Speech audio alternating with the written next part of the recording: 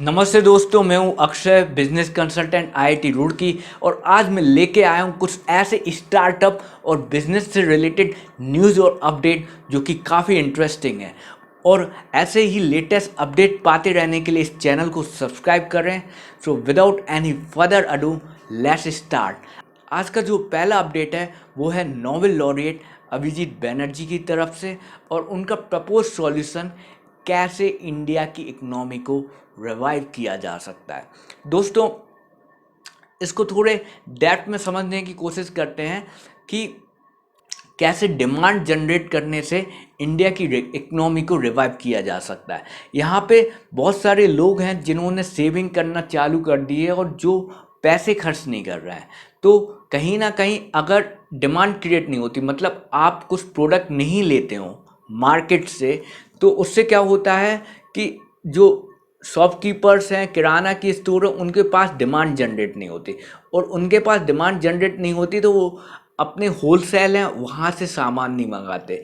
और होलसेल वालों के पास डिमांड जनरेट नहीं होती तो वो अपने डिस्ट्रीब्यूटर से सामान नहीं मंगाते। और डिस्ट्रीब्यूटर के पास डिमांड जनरेट नहीं होती तो मैन्युफैक्चरिंग कंपनी के पास अभी कोई डिमांड नहीं आ रही, तो उन्होंने सामान बनाना बंद कर दिया। अब उन्हें प्रॉफिट नहीं हो रहा तो वो अपने एम्प्लॉय को पैसे नहीं दे रहे। वो हमारे गरीब किसान भाई और बहन जिनसे वो रॉ मटेरियल लेते हैं, वो उनसे रॉ मटेरियल नहीं खरीद रहा है। अब इससे उनके पास पैसा नहीं जा रहा, तो फिर से वो पैसा खर्च नहीं कर रहे हैं प्रोडक्ट लेने में। तो ऐसे में जो कैश है उसका फ्लो हो गया है बंद। अब बंद हो गया है तो इसे चालू करने के लिए क्या काम करना चाहिए, इसका सॉल्यूशन बताया अभिजीत बैनर्जी, जो कि एक नोबेल लॉरिएट हैं इकोनॉमिक्स में। तो उनका सॉल्यूशन ये है कि जो देश की 60% गरीब जनता है, अगर उनके अकाउंट में पैसा जाता है तो उनके पास पैसा आएगा तो वो प्रोडक्ट लेना चालू करेंगे। और प्रोडक्ट लेना चालू करेंगे तो यहाँ पे जो मैन्युफैक्चरिंग कंपनी है वो प्रोडक्शन स्टार्ट कर देगी। मुझे ये सॉल्यूशन काफ़ी अच्छा लगा। वहीं इसकी तरफ जो इंडिया गवर्नमेंट दूसरा सॉल्यूशन अप्लाई कर रही है, उसमें वो जो मैन्युफैक्चरिंग कंपनी है वो उनको पैसा दे रही है कि आप अपनी प्रोसेस स्टार्ट करते रहें। लेकिन जब तक इनके पास पैसा नहीं आएगा, इनको कॉन्फिडेंस नहीं आएगा, इंडिया की 60% पॉपुलेशन है, तो वो पैसा खर्च नहीं करेगी। तो मुझे जो अभिजीत बैनर्जी का सॉल्यूशन है वो मुझे काफ़ी अच्छा लगा। और मुझे लगता है कि इंडिया गवर्नमेंट को डिवाइड कर देना चाहिए कुछ percent in small medium enterprises के लिए और ज़्यादा शेयर इन लोकल जो देश की 60% पॉपुलेशन है उसके लिए, जिससे हमारी इकोनॉमी जल्दी से जल्दी रिवाइव हो जाए और हम कोरोना अफेक्ट से बाहर निकल सके। अब हम आते हैं सेकंड अपडेट की ओर। अगला जो अपडेट है वो 18 year old entrepreneur Arjun Deshpande के ऊपर है, जिन्हें रतन टाटा से फंडिंग मिली है।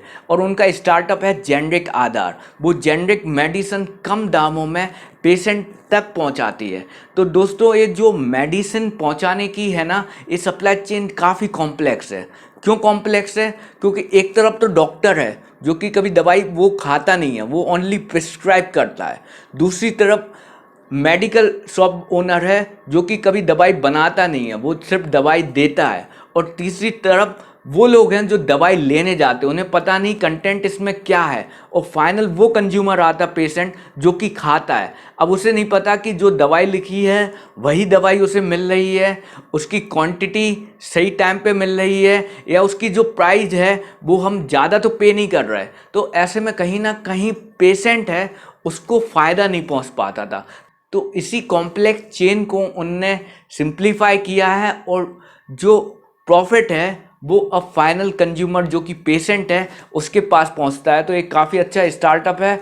और मुझे जो लगता है कि कोविड-19 के बाद हेल्थ केयर, एजुकेशन टेक्नोलॉजी और कहीं ना कहीं सॉफ्टवेयर कंपनीज काफ़ी स्पीड से ग्रो होगी। तो अगर आप भी इसी सेक्टर में है तो आप नई नई अपॉर्चुनिटी देख सकते हैं। अगला जो अपडेट है वो फिर से ऑनलाइन फार्मेसी के ऊपर है। और यहाँ पे मोटा भाई और मुकेश अंबानी मेजॉरिटी स्टेक लेने वाले हैं नेटमेट में। नेटमेट एक वो कंपनी है जो ऑनलाइन फार्मेसी प्रोवाइड करती है, मतलब ऑनलाइन मेडिसिन प्रोवाइड करती है। तो कहीं ना कहीं फार्मेसी सेक्टर और हेल्थ केयर सेक्टर में काफ़ी अच्छा इम्प्रूवमेंट होगा।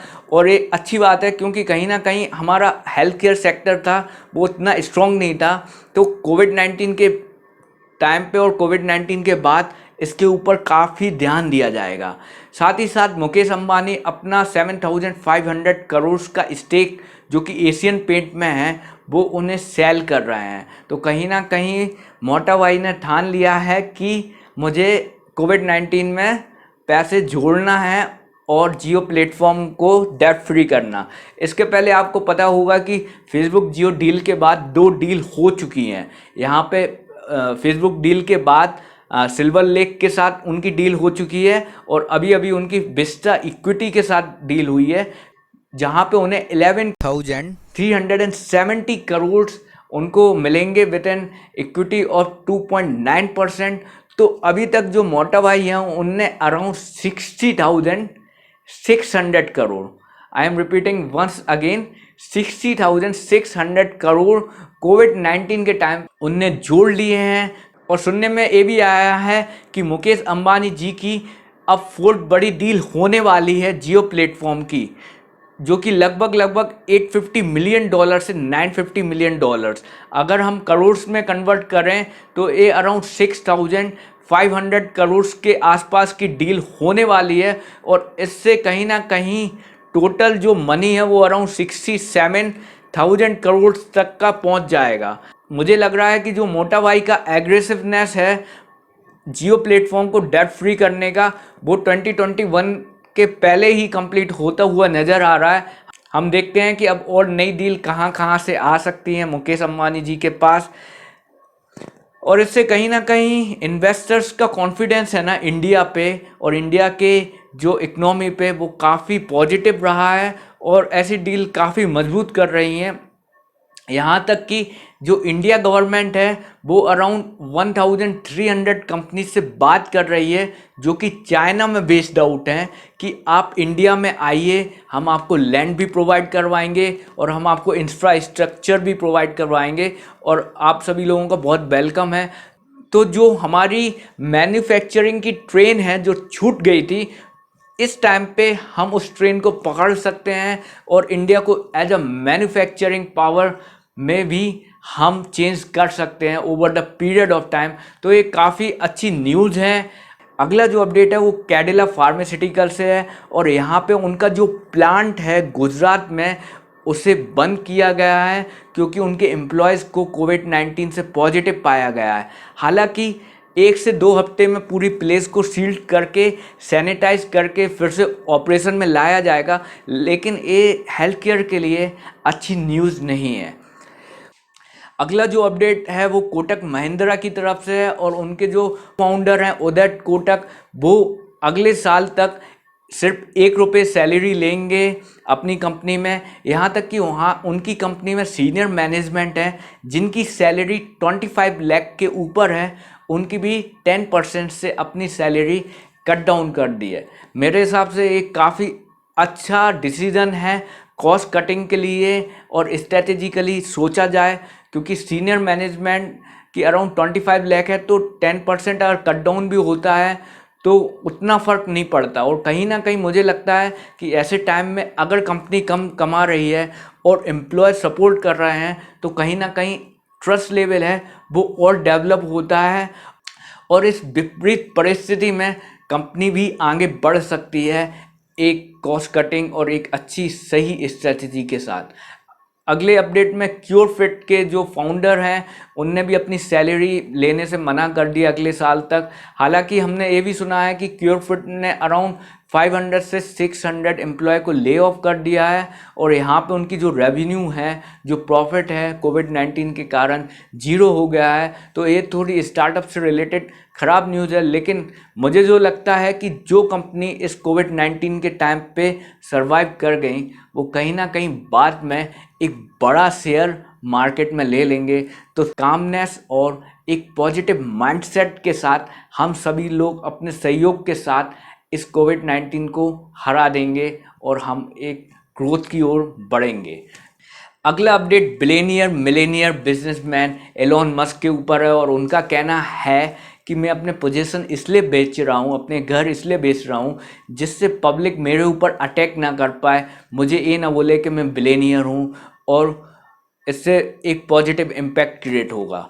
मुझे जो लगता है कि आप अगर पोजीशन बेच भी देंगे तो इससे आम पब्लिक को फ़ायदा नहीं होने वाला। अगर कोविड-19 के टाइम पे आप टेक्नोलॉजी का यूज़ करके, एआई एमएल का यूज़ करके टेस्टिंग में कुछ नया इनोवेशन लेके आ सकते हो, अगर आप अपना जो आपके पास फंड अवेलेबल है उसे इन्वेस्ट कर सकते हो उन कंपनी में जो कि ड्रग के ऊपर रिसर्च कर रहे हैं, कोविड-19 के ऊपर, वैक्सीन के ऊपर रिसर्च कर रहे हैं, तो काफ़ी हेल्प हो जाएगी।